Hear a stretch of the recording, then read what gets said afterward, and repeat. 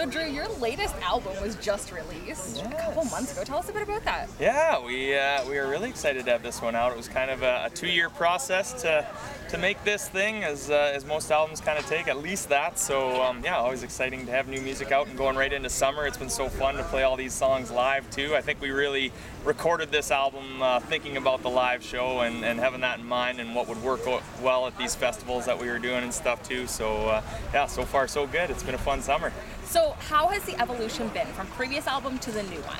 I don't know. I think just the older I get, I think the more comfortable I get in recording just what really feels right to me, and not trying to please too many people, but trying to be that artist that you know wants to get things out. And yeah, just the songwriting I think has gotten better, and working with some great songwriters. I wrote a bunch of songs on this album with Aaron Goodwin, who's an awesome writer and a great guy, and known him for quite a while. So cool to have him all over this album, and some other great writers in Nashville too, and some local ones as well that are great up and coming songwriters. Trinity Bradshaw wrote the new single with, so cool to have some local talent on the album too. So tell me about the new single, No Good. Yeah. It's a total play on words. It's really good. I love it. Yeah, I got to give Trinity credit for that one. She kind of threw that line out there, and we were writing with Brad Stella, and yeah, just had a blast writing. It was a Friday afternoon. I remember writing it. Nobody wanted to think too much about lyrics or anything. We just wanted to write a real fun song with a really fun melody, and yeah, had a blast writing it. Had a blast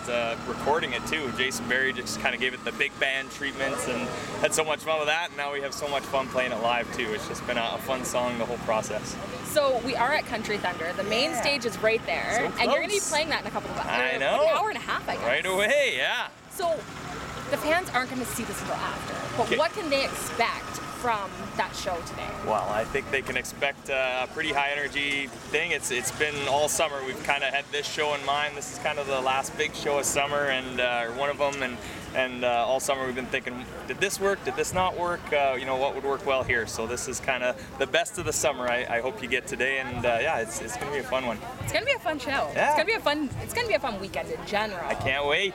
So you have a crazy weekend going on. I do. What are you? Okay, where are you off to after this? Well, even right after the main stage, we're going over and playing the Songwriters stage, the Country 105 stage there, and then we go up to Rocky Mountain House for the Chuck Wagon finals.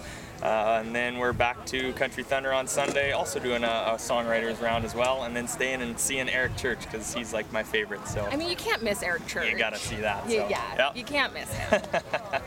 So how does your show differ from a show like last night at the Country Thunder kickoff party to today on the main stage? Yeah, Ranchman's the honky tonks. We want to play stuff that people can dance to. Make sure there's that. Here you got a little more. You can have a little more lyrical quality, I guess. You can kind of play some songs that maybe are a little more meaningful. Not that we're going to play all those songs. You want to have the fun ones in there too. But today you can kind of get a mix of everything and really show who I am as an artist instead of just getting people on the dance floor. Absolutely. Yeah. So I've been ending interviews doing some fun questions to kind of get to know the artist.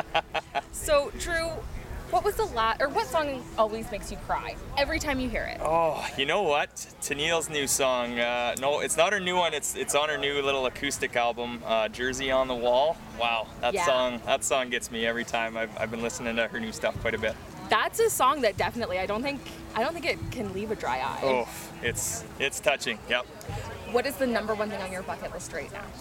Man, the bucket list, playing Country Thunder main stage, I guess. Okay, so that bucket list is being checked off in like an hour. What's number 2? What's next? Then I got to go back to the drawing board. I don't even know what we're going to do next. Maybe just a later slot at Country Thunder next year. We'll headline it maybe. Yeah, let's get you a couple slots down. There you go. You bet. So if you could live anywhere in the world, where would you want to live? You know, we played a show a few years ago down in the Cayman Islands, and it's the most beautiful place I think I've ever been. I don't think it's real cheap to move down there and live down there, but maybe if we start headlining some stuff, I think that's a place we'll travel for, have the second home anyways. So when you're getting ready for shows like this, your dressing room, what is the number one thing that has to be in your dressing room? Are you like the red M&Ms or the Dinosaurs? It's dinosaurs, yeah. Okay. That's what the band loves. We always have the big Costco bag full of them and have way too many of those. That's awesome. That's it. Thanks so much for chatting, Drew. Thank you. And we will see you on the main stage in like an hour and a half. Awesome. Can't wait.